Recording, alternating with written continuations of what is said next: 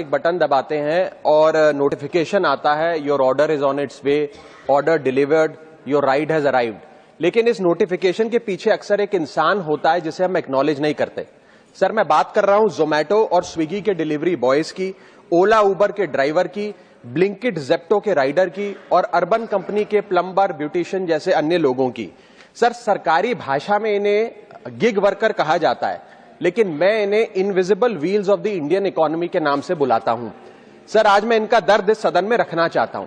Quick commerce और Insta commerce ने हम सबकी जिंदगी बदल दी है, लेकिन इस सुपर फास्ट डिलीवरी के पीछे एक साइलेंट वर्कफोर्स है जो हर मौसम में काम करती है, अपनी जिंदगी दांव पे लगाकर आपका ऑर्डर आपके घर तक पहुंचाती है।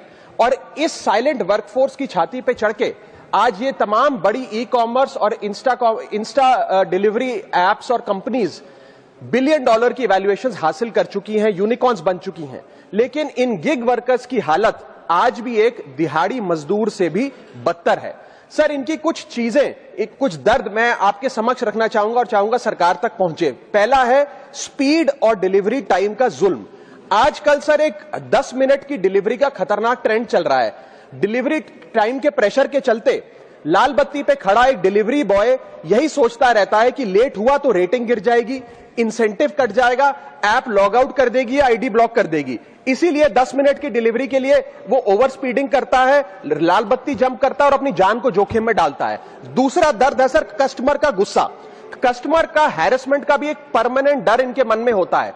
जैसे ही ऑर्डर 5 से 7 मिनट लेट होता है, देखा जाता है कि कस्टमर फोन करके पहले तो डांटता है, फिर जब ऑर्डर डिलीवर करने आता है तो उसे धमकाता है कि मैं तेरी कंप्लेंट कर दूंगा, और उसके बाद 1 स्टार की रेटिंग देकर उसके पूरे महीने का परफॉर्मेंस और बजट बिगाड़ देता है। Third problem that they face sir is the dangerous working conditions, जिसमें कमाई कम और बीमारी ज्यादा है। 12 से 14 घंटे की डेली की शिफ्ट करते हुए, चाहे धूप हो, गर्मी हो, ठंड हो, सर्दी हो, जो मर्जी मौसम हो, फॉग हो, पोल्यूशन हो, ट्रैफिक हो, ये लोग बिना किसी प्रोटेक्टिव गियर के, बिना स्पेशल बोनस के, बिना हजार्डर अलाउंस के काम करते रहते हैं।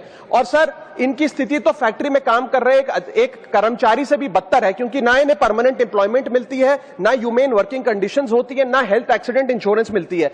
फिर भी सर ये अपना दर्द छुपाकर, अपनी जॉब इनसिक्योरिटी और होपलेसनेस छुपाकर जब आपको आपका ऑर्डर डिलीवर करते हैं तो मुस्कुराकर कहते हैं कि सर थैंक यू, मुझे 5 स्टार रेटिंग दे दीजिएगा।